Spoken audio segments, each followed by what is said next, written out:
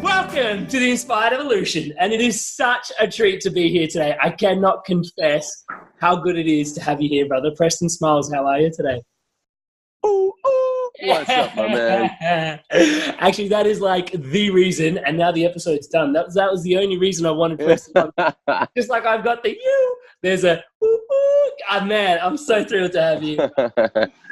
Yeah, man, I appreciate it.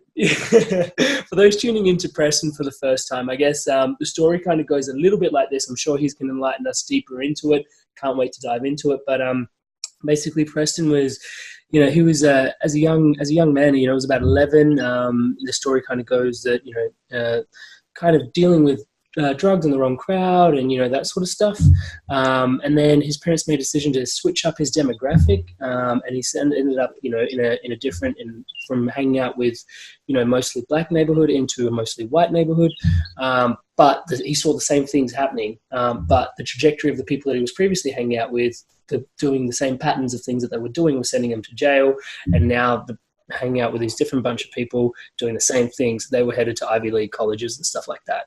And so from what I've gathered is just changing that context was quite a profound realization. And since then, it's just been a journey of, trying to explore, what our mindset, our context, our environment, and all these different things play a role in, how we show up in life and who we become. In and around that, the journey has led to, he's written a book called Love Louder, which love is, awesome. But Now or Never is also another book he's written with his beautiful, Preston has written with his beautiful wife, Alexi. And it's about, bridging out from where you are to where you want to go. Really actionable book, really awesome.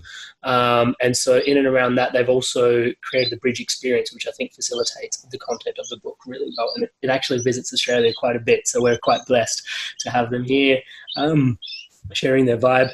And yeah, so just a real treat to introduce you to someone that has a daily practice of play. Welcome, brother. Yes, I appreciate that, man. And being the wordsmith that I am, and I know you are as well, I just want to correct one thing. I was never in the wrong crowd. There was never a point when I was in the wrong crowd. And those people who happened to be African amazing weren't the wrong people. They were the right people to help me see with the eye behind the eye, the real truth, the capital T truth, which is love is all there is, was, and ever will be. And the thing that I've come to really be with is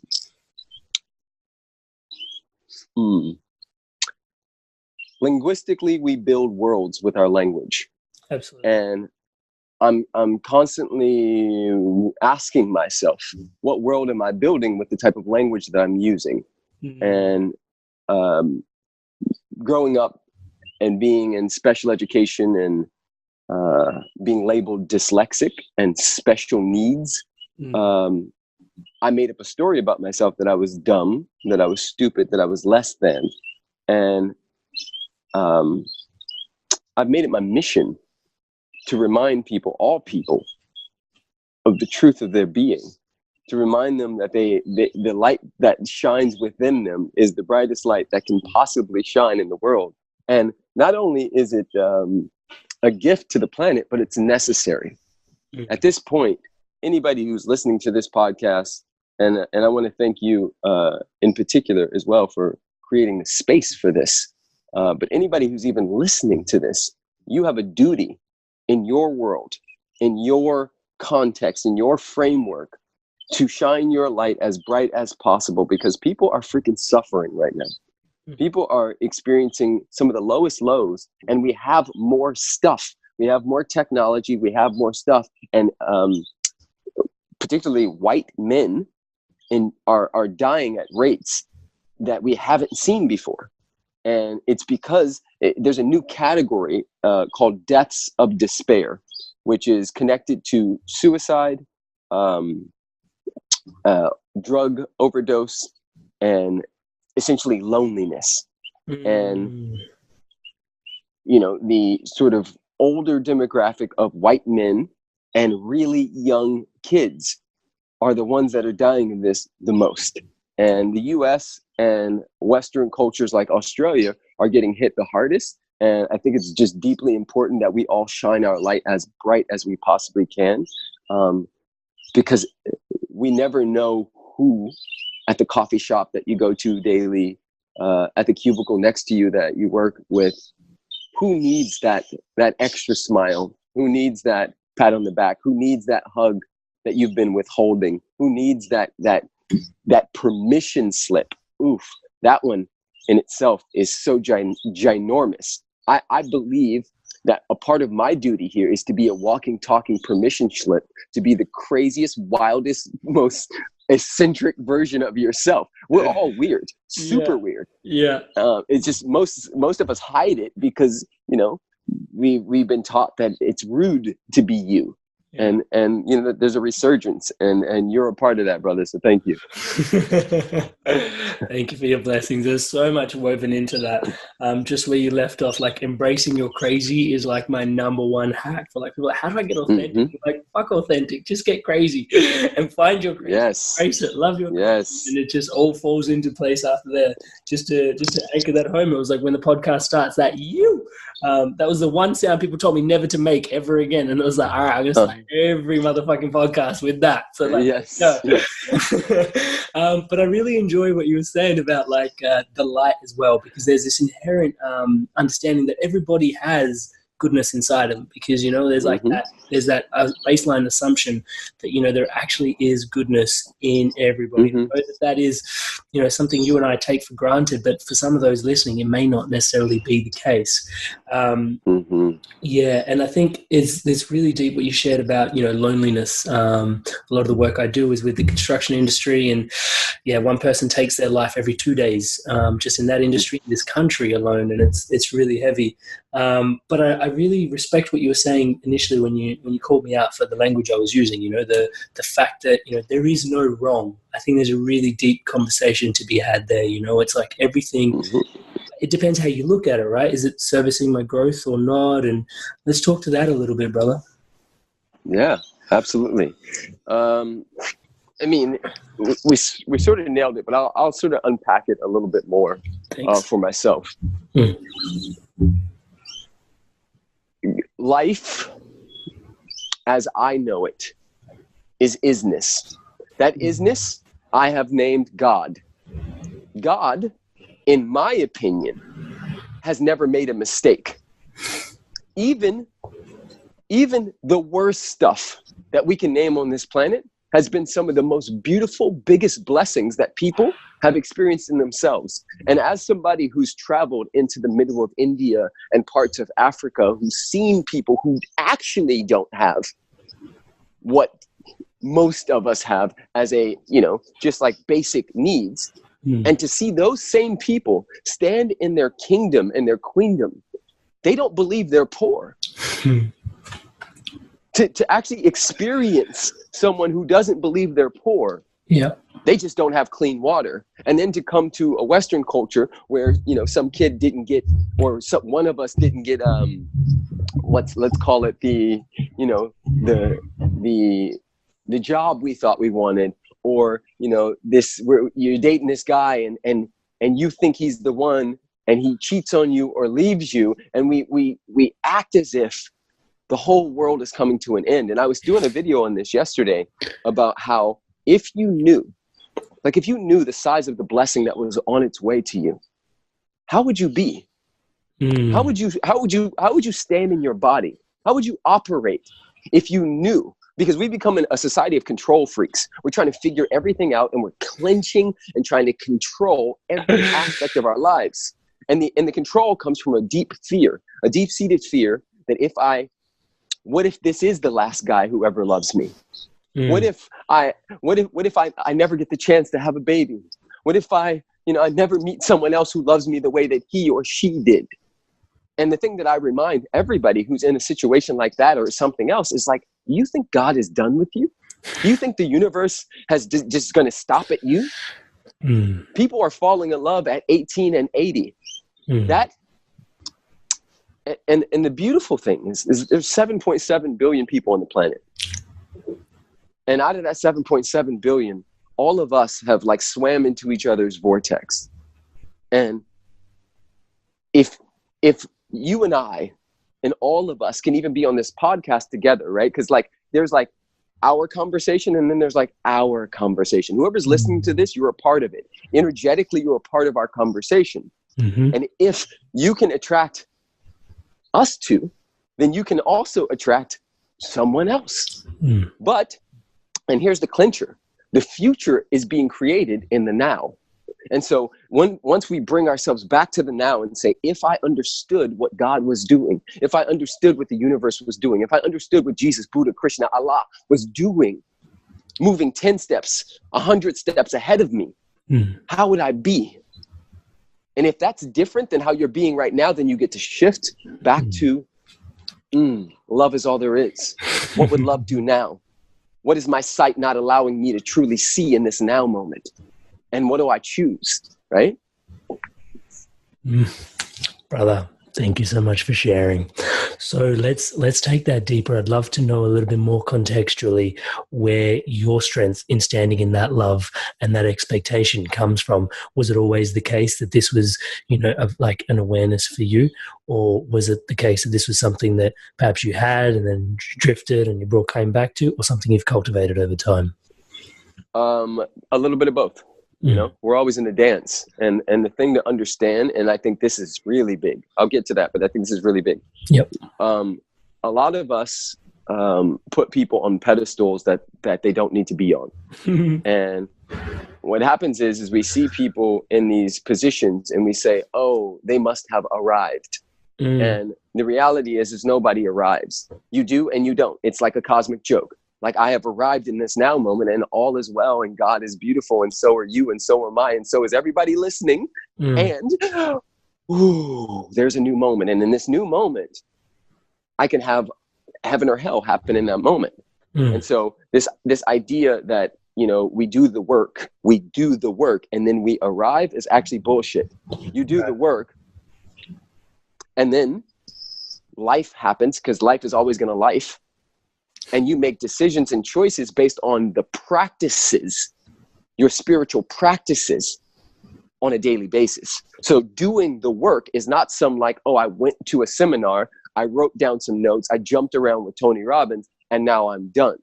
No, doing the work is, I received some tools and some insights, and now I'm going to practice these things and make them the center of my life and not their circumference. And I think that most people have it the other way around. They say, oh, when life is getting tough, now I'll pray, meditate, spend time in nature. Now I'll do, and to answer your question, I gave myself a heart condition at 25. And you know that there's a lot of things you can mess up, but if you mess up the heart, you're gone. Yeah. And so I had to learn this the hard way, that all the stress that I was putting on my body, which is the number one killer of everybody in the Western world, stress, all the stress and mental sort of hell that I was putting myself through on a daily basis was actually beating my body and tearing my body down in such a way that I was going to die. And I didn't want to die with all of my dance still in me. And I think that there's a lot of people right now who are sitting on the sidelines, getting ready to get ready, talking about what life is going to be like and thinking that it's just this over there process. We literally, legitimately create heaven and hell in any given moment, and it doesn't get any better. I have personally been in parts of the world that would be considered the most beautiful places on the planet. And in those moments, been in a funk where I could not experience or really see the beauty. And so if I, as somebody who does this all day, every day, have had that experience, then 9 out of 10, there are people on the planet right now who are experiencing, they can't really see what's there. And a lot of that, not all of it, a lot of it comes from our perspective and the languaging we use on a day-to-day basis about not only ourselves, but about the world and life. Amazing, brother. Let's dive straight into that.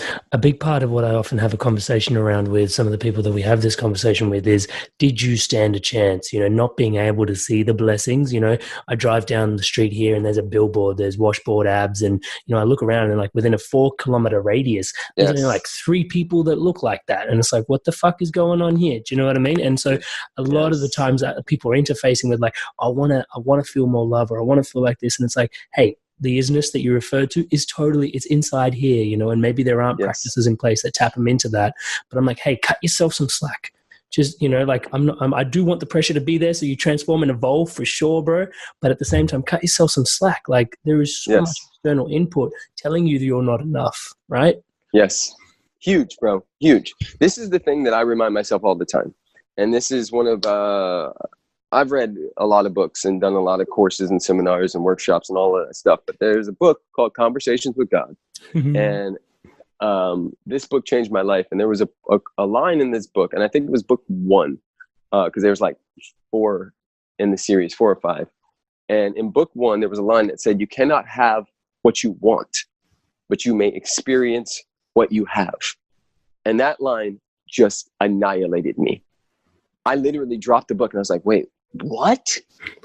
What, bro? What is he saying? Right? Like, what is this thing saying? And so I'm going to repeat it for all of you saying the same thing I'm saying. You cannot have what you want, but you may experience what you have. And that, ladies and gentlemen, is the key to the whole damn thing. If I purposely begin to truly count my blessings, not based on what's external, but like that I'm here. I'm actually here. And there's at least 1 million people that did not wake up this morning. Right? And so such a blessing. I'm here. And there's breath. And there's I have teeth.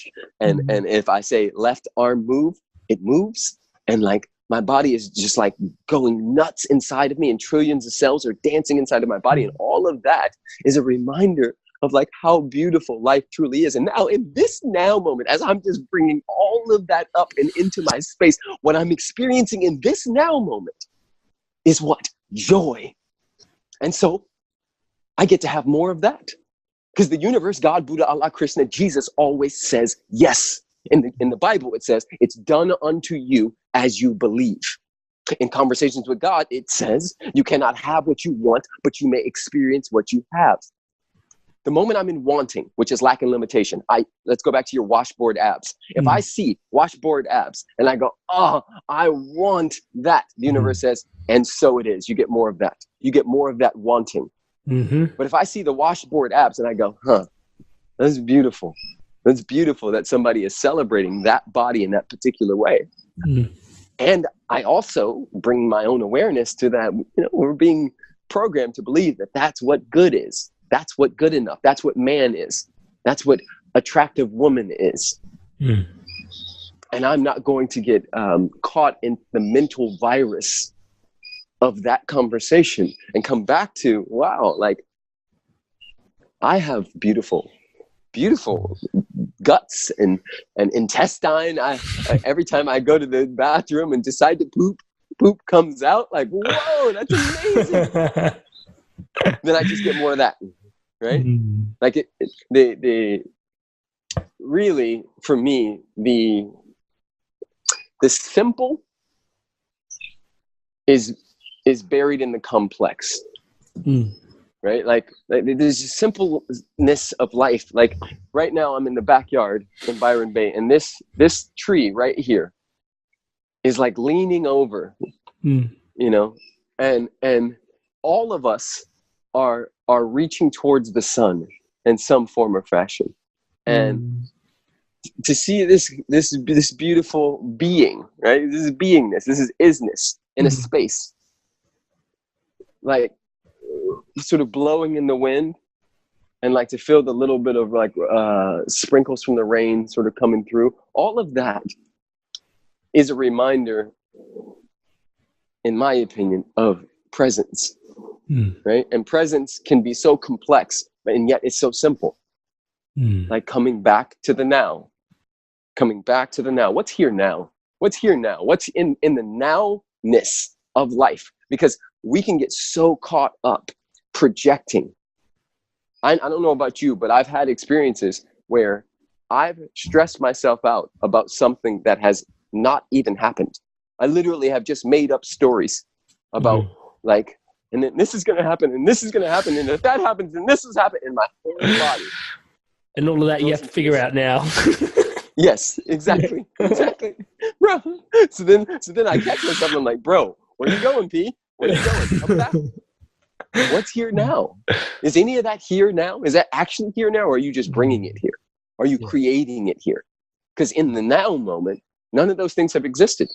In the now moment, if you would like to go get water, you could go get it. In the now moment, if perchance you lost everything you ever had, all you would do would be cry, maybe get angry for a little bit, and then you just make it back. You know, I recently bought like a brand new Tesla, and you know, it was like a big deal, and it wasn't a big deal. It's a big deal because I never really allowed myself to spend money on me, like big money, which comes from, you know, a lot of times our wounding comes from our parents. And because my dad spent all his money on things and materials, and he made materials his God, I did the opposite. And so I've been that friend that has, like, you know, I'm not gonna say how much I have in my accounts, but a lot. And you didn't know it. For fucking 10 years, I drove a Prius, like a beat up Prius, while I had more money than most people, and like a lot. And the point being is, like, I gave myself the gift of buying the Tesla and remembering that the Tesla will be trash one day. Somebody else will own that, or it'll be trash. So it's no different than the Ninja Turtle that I bought when I was 13 or 15. You know, I think we as a society just get too bogged down, and we make these materials and these ideas about how we should be our God. And the reality is like God is in the nowness, in the breath, in the here and now. And so I just keep coming back to that, and it opens up worlds for me. I love that. And that's why it's now and never. Check it out. So there's a big, deep groove in there that really resonates with me. So the Inspired Evolution is currently being mentored by Eckhart Tolle directly to be able to facilitate more work around presence and purpose. And everything you're sharing is really dear to my heart. There's something that I want to take deeper than when we're talking about the now, and there's just hanging to have this conversation with you, is the whole medicine around filling up your own cup. You know, when you're in the present, you're in the now, and you know, even in this call, you're like, you know, tuning into yourselves, tuning into the gift that is life, you know, and just like all that bring like your attention into the present moment, and then filling up your own cup. Why? Okay, let's start with basic bare bones principles. Why is that so important? Yeah, I mean, it's important because if we don't, who will? You know, we have an entire mechanism machine called media and social media that's attempting to tell you how you should and why you should buy their thing in order to fill your cup. And you know, all of life, as I mentioned, is reaching towards the sun. And what I mean by that is all of life wants to produce more of life. We can't get out of desire. And so one of those desires, in my opinion, should be to shine so bright from the inside out, to fill your cup in such a way that you can give from the overflow, to allow yourself to grow to be the greatest version of you possible, so that when you get to that day, whenever it is, because none of us know, when you get to that day, that moment, that split second right before you take that last breath, you can say, yep, I left it all out on the field. I gave everything I possibly could to this world, to this life. Like that to me is the ultimate intention, like just to get to that last moment and go, yep, I rolled that bitch out. Like, yes, I was deep in it. in the pocket, you know? And that is, you know, we've heard about and read books of the confessions of the people who were on their deathbed, and they all say they wish they would have made more mistakes. Yeah. They wish they would have, you know, went a little harder. They wish they would have loved a little more. You know, the stuff that we think matters doesn't matter. Like 95% of it doesn't matter. What matters is relationship, because we come into this world with another. We come into this world with another. We're born into tribes, into families. And this idea of the self-made millionaire and I did it all by myself is really bullshit. Nobody does anything by themselves. And none of that stuff really matters if you don't have relationships and if you don't have your own health. Those two things are more important than everything else. I tell my followers and my family all the time, if I lost everything, I wouldn't really lose everything, because there's so many people that I've stood for, that I've been around, that I've played with, that I've held space for, that I've held in their arms, like that I'm rich. Like I'm wealthy beyond measure because I have community, and community is everything. You know, I call it the new money. Community is the new currency. And one last thing about this whole filling of the cup, right? So like the seed contains the blueprint for the entire tree. What makes the difference between a tree that grows, let's say, you know, 50, 60 feet in the air and provides shade and life for other beings, and a tree that has the same blueprint that grows maybe 5 feet in the air and dries out and dies, is the soil that it's planted in. Because the seed contains the blueprint. It has everything it ever has needed inside of there. But the difference is the soil that it's planted in. And I think a lot of us, going back to community, forget how important it is that we spend time with people and create, going back to that loneliness and the depths of despair. People are using drugs and Tinder and social media and food and everything they possibly can to fill the void, to numb out, because they're missing the one thing that's most important, which is somebody reaching over and touching their shoulder and saying, I see you. And not only do I see you, but I love you. And I love you whether you make all the money in the world or not. I love you. I'm proud of you. You know, I had a client the other day come here, and he was watching me kiss my son. And I was telling my son I love him. And I was kissing him nonstop. And my son at this point, he knows I'm going to be kissing him. So he like punches me in the face or like puts his hand here and like, it's like, stop, you know, like he doesn't talk yet, but he's like, Dad, seriously. Right? And my buddy, my client was saying how, you know, he never remembers a single moment where his dad has told him, I love you and I'm proud of you. That same client has been on anxiety medication since he was 14. That same client has experienced high levels of depression since he was 14.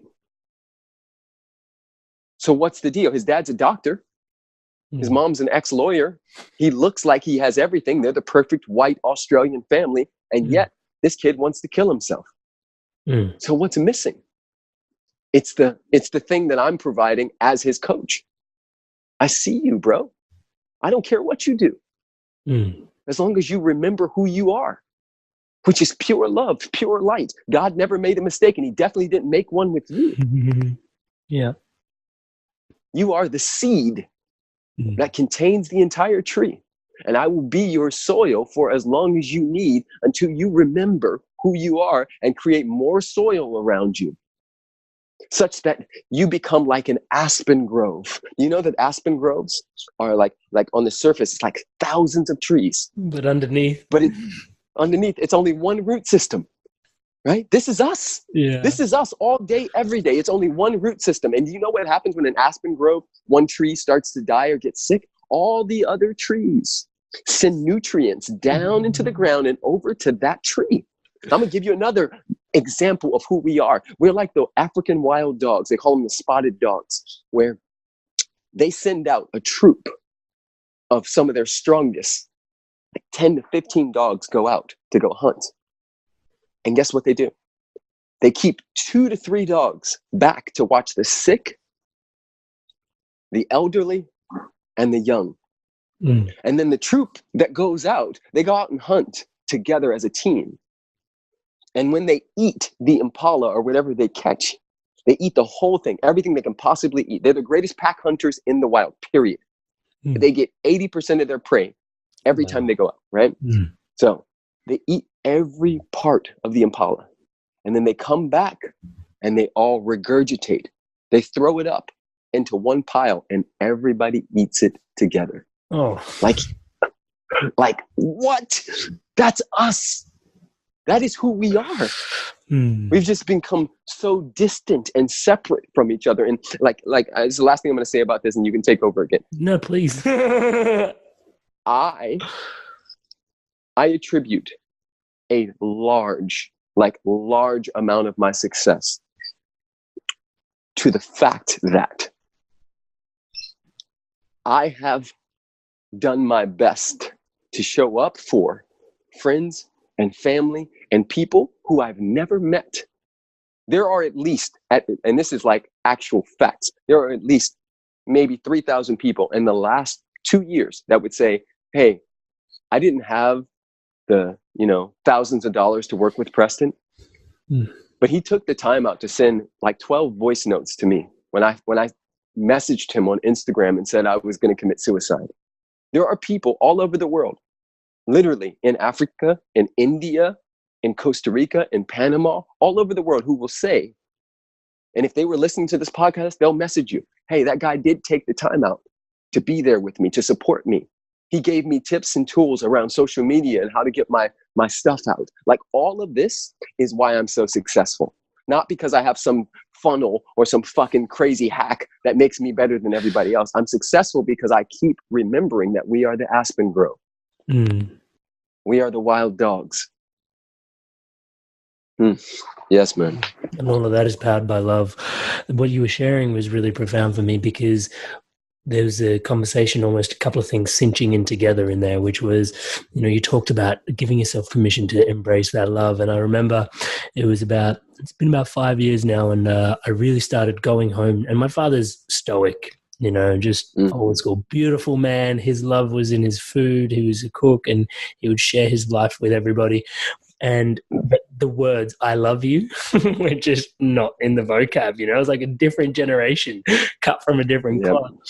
And because I moved away, I was starting to live in a different city. Every time I'd get back, whether he liked it or not, I would hug him. But I couldn't help myself. I haven't seen you for like 2 months. I love the shit out of you.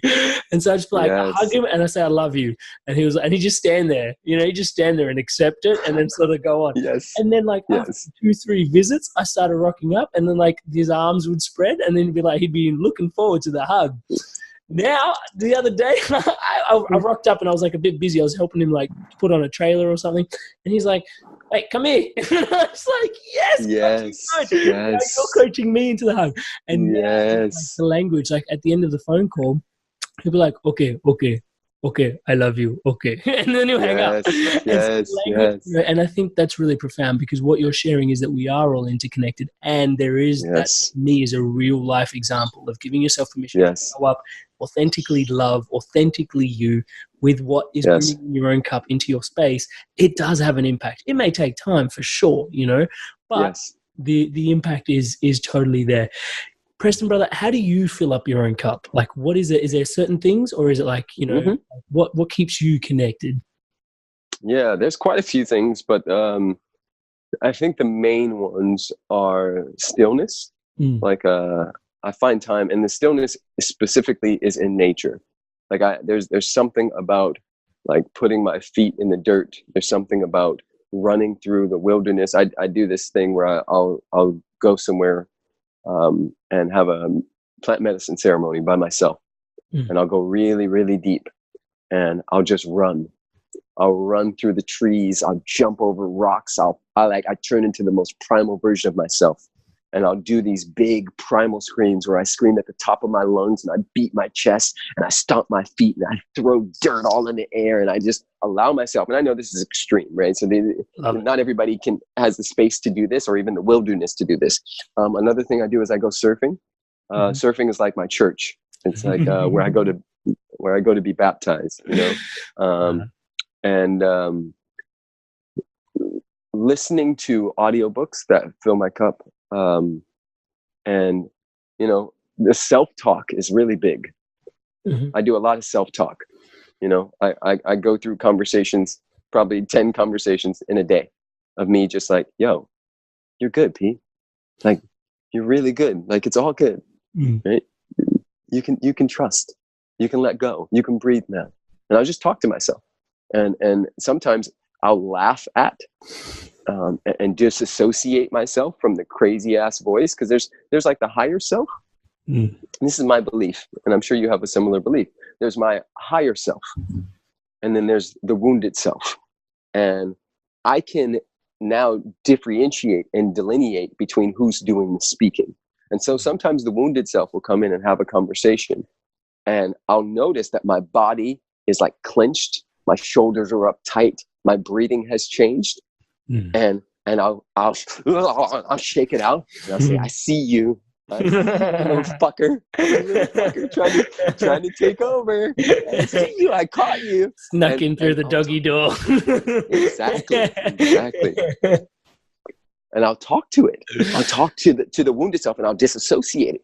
No, it's no longer me now. And I think that's one of the things that also makes my life amazing is I am not identifying with the crazy ass thoughts that come through my mind sometimes. I'm going to tell you a thought that comes up probably once every few months.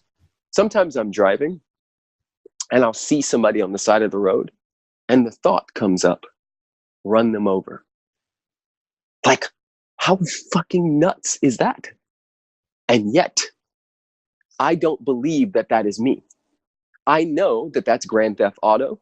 I know that that's Terminator and all the other crazy ass movies that I've seen that's trying to they're coming from the collective consciousness. Right? Yep. Hive mind, group think, right? This collective consciousness thought of like, enacting violence. And so when a thought like that shows up in my space, most people, when the thought like that comes, they go, I'm crazy. What's wrong with me? I need to be on drugs. I need to be on medication. There's something wrong with me. What I do is I go, I see you, you little tricky motherfucker. You are not me. And I love you so much that I'm going to release you back into the nothingness from which you came. And I'm going to bring myself back to the truth, which is, why the hell would I do that?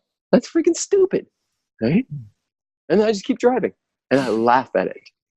And that's just one of like hundreds of stupid ass thoughts that pass through. You know, I think it's said that we have 50 to 60,000 thoughts per day. And of those 50 to 60,000, most of them are repeats from the day before. And so what I try to practice is like cutting that in half. Like, that's why we call it the new thought movement. Can I choose a new thought in this now moment? Like, I see it. Oof, I see it. And what's here? Let me choose a new thought. I'm going to choose a thought that's more in alignment with the truth of my being. And that becomes, spacious and fun and creative and interesting. I'm never bored. I'm never bored because of that. Because this is just like, I can just create out of nothingness. My child is a perfect example of this. Literally, he will find anything. A vacuum, like a toothbrush, it becomes something for him, and he just makes it into something, and he looks at it and he revels at it, and it morphs, right? Because everything we do is in language, but our languaging comes from our social and historical programming. And so if you don't believe in the social and historical programming, if you don't believe wholeheartedly in it, meaning all of us were born into beliefs and interpretations. So some people were born into the belief that money is the root of all evil. Some people were born into the belief that Black people are dangerous, lazy, and not to be trusted. Some people are born into the belief that Asians can't drive. Some people are born into the belief that you work hard and you die, right? All of this, right? The Aussie Battler, right? All of this cultural and historical. Do you know that? And I know I'm going fast here, but do you know like that Australia is really like high on the list of domestic violence? Like this sort of macho drinking culture thing is not who you guys are. Mm-hmm. It's what you've inherited based on the convict culture from which this whole thing was created. And so the stiff upper lip English, the queen sent her, convicts over here. Yeah. And the convicts had their own social and historical programming. And then they created a new culture, which created tall poppy syndrome, which created a space where if you shine too bright in Australia, you will be cut down. Mm-hmm. And so everybody wears these mute monotone colors, and they make sure that they don't have anything bright or they don't shine too big. And if they do, they sort of dim it down by not talking about it in a particular way. And all of that is social and historical programming that affects your linguistics, which affects your life. Like, what if you really pull this whole thing back and pull far enough back, you may look and go, do I still choose this? Is this really my choice, or is this Australia's choice? Because I am bigger than Australia. I'm bigger than the States. I'm bigger than wherever I'm living right now. I'm bigger than the church that I was born into. I'm bigger than the idea that money is the root of all evil. Like, hear me, guys. If you let this land, your whole life will change. Your whole life will change. This is one of my favorite quotes. I was reading a book called The Science of Mind by Ernest Holmes. And in that book, it was like page 549 or something like that. In that book, it said, to get your questions answered and your answers questioned. And that questions answered and your answers questioned. That to me is why I'm able to see beyond what most people can, because I ask another question. And Google and God work very similarly. If you ask Google, why am I so fat? Google will bring you articles as to why that is the case. If you ask God, isness, Buddha, Krishna, Jesus, Allah, if you ask it, why am I so ugly? Why does it never work out for me? It has to answer. And the answer is always yes. And you can't have what you want, but you may experience what you have. And so in that moment, when you're asking from lack and limitation, when you're asking from scarcity, when you're asking from not enoughness, what you're saying to the universe, to isness, to the perfection that is you, is I am not enough. And God says, and so it is. Whew. That is hitting so hard for me right now. I don't know if this is resonating for you guys, but it's just a reminder. Absolutely. There's something I want to talk to there and there, which is basically I had this profound realization, which, sometimes I have some of the profoundest in realizations, just like linguistics is a big part of our lives, and just words. Sometimes words just blow me away, right? So what you were sharing about thinking and how we have so many recycled thoughts. Often we think we're thinking, but there's actually a word I'd like to just introduce into our vernacular, which is mentation, right? Yes. And mentation is literally just stale thought. So every time you actually think you're thinking, I had this moment where I was like, oh my God, I think, but what I do is mentate. I don't think, I just spend all my time mentating. I'm not actually thinking. Thinking is something fresh, what you call new thought, fresh thought. Yes. That is massive, bro. And so I just wanted to tuck that in there, because what I really wanted to talk to is, this whole idea can be a bit spooky for some people, but the truth is that we're a lot more like lemmings than we ever thought we were. I kind of look at it like we take on so much through contagion. And if you don't think like, okay, I'm just going to call it the metaphor for what it is. We're like antennas, right? We actually take on thoughts based on what's going on in the ether around us, right? And if you don't believe this, when you're at work, obviously the context is different, but you're thinking different things. When you're at home, you're thinking different things. When you're at your partner's parents' house, you're thinking different things. When you're in nature, running, being wild, right? You're thinking different things. Your environment, the ether around you, you pick up so much information in that environment that you're not even aware of, right? And you are like an antenna. Now, the work and filling up your own cup, I liken that stuff, what we were sharing about before, as being priming the antenna. like what can I channel into this, and then like priming. So like that stillness that you referred to, that time in nature, I'm now spending more time picking up these frequencies, which is self-serving. So now when I'm back in this jungle, the concrete jungle, I'm tuned into more, hey, what is more self-serving? Because I've spent time in self-serving frequencies, as opposed to like staying in the density of this and being like, okay, and in all the noise and all that sort of stuff. I think that's really important. Really, really important. Yes, bro. It's the distinction between default and design, right? Most of my life, I'm 39 years old. Most of my life, I was living by default. I was living what a black person from LA lives. I was living a default life. And once I had my awakening that came from not wanting to die, and that opened up the portal, right? And it's no coincidence that it was my heart, right? My heart, of all things, was the thing that was breaking and shutting down on me. And so when I opened up the portal and looked and had another look at life in itself, I began to see the default programmings and go, okay, well, if that's default, I'm going to design and declare a new life. And a declaration doesn't need evidence. A declaration is prophesying about what's to come. And the universe, God, Buddha, Allah, Jesus, Krishna, always says, yes, I'm going to repeat these same things over and over and over again, so it really lands for you guys. We prophesy, right? I've said this in different ways. Speak what you seek until you see what you said. I was prophesying. I declared a new life, and they began to design a new life. And did it happen overnight? No. And yes. Oof, divine dichotomy. No, it did not happen overnight. And yes, it did, because in any given moment where you choose love, where you choose the frequency and the soil of goodness, of truth, of light, of alignment, you are in that moment experiencing the fullness, the great fullness of life. And that is no different whether you're in a mansion or you're in a shack. Neither one is different. The universe does not know size. An ant and an elephant are the same to God.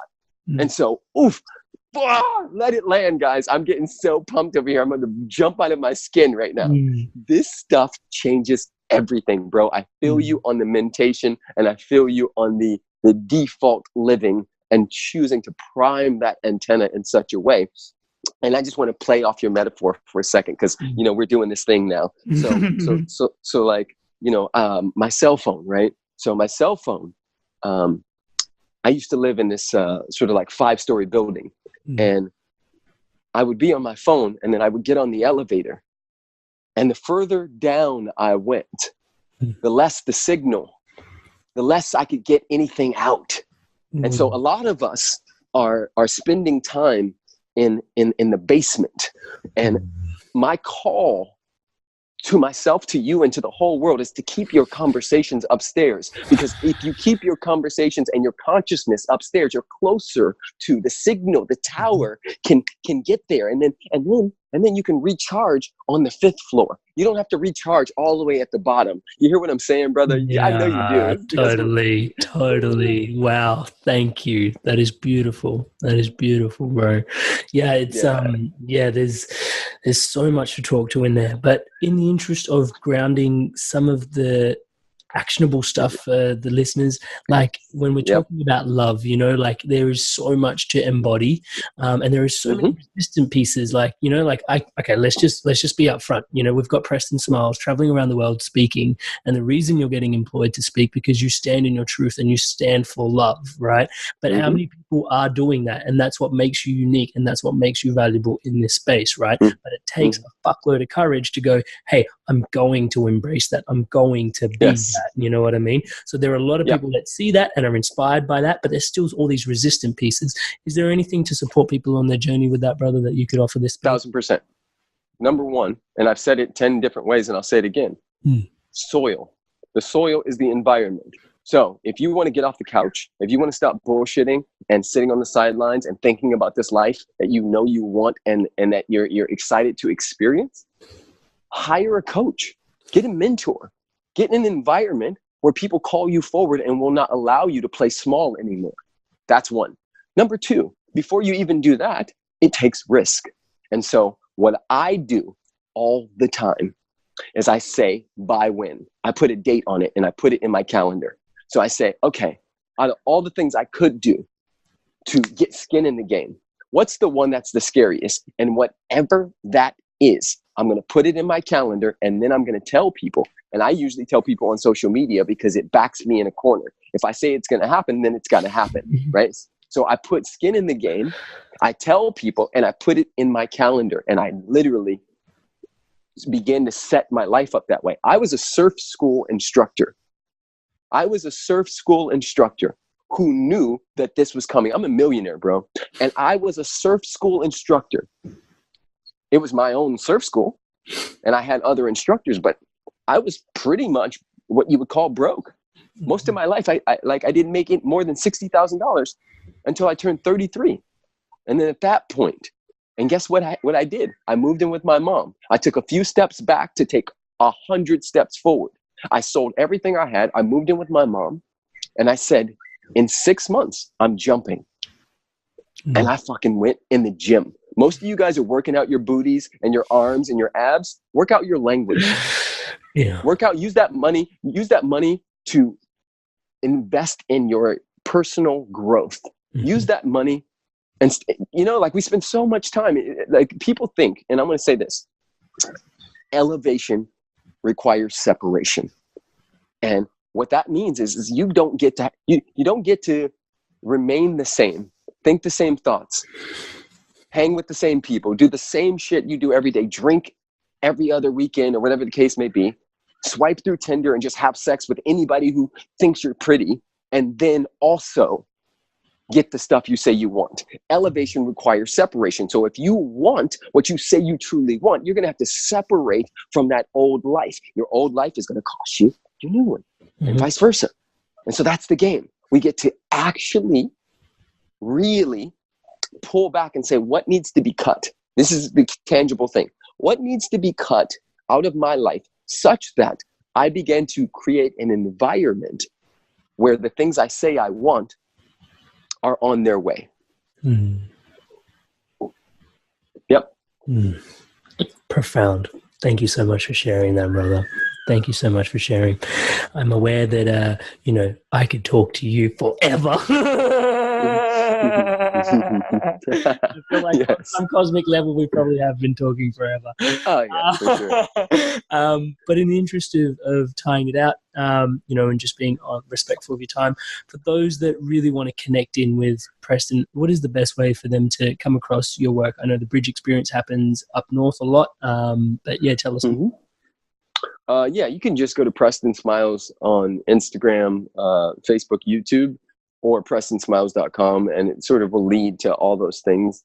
We come to Australia once a year and do a few workshops. I have another one coming up called Unleash the Beast. That one's only for men.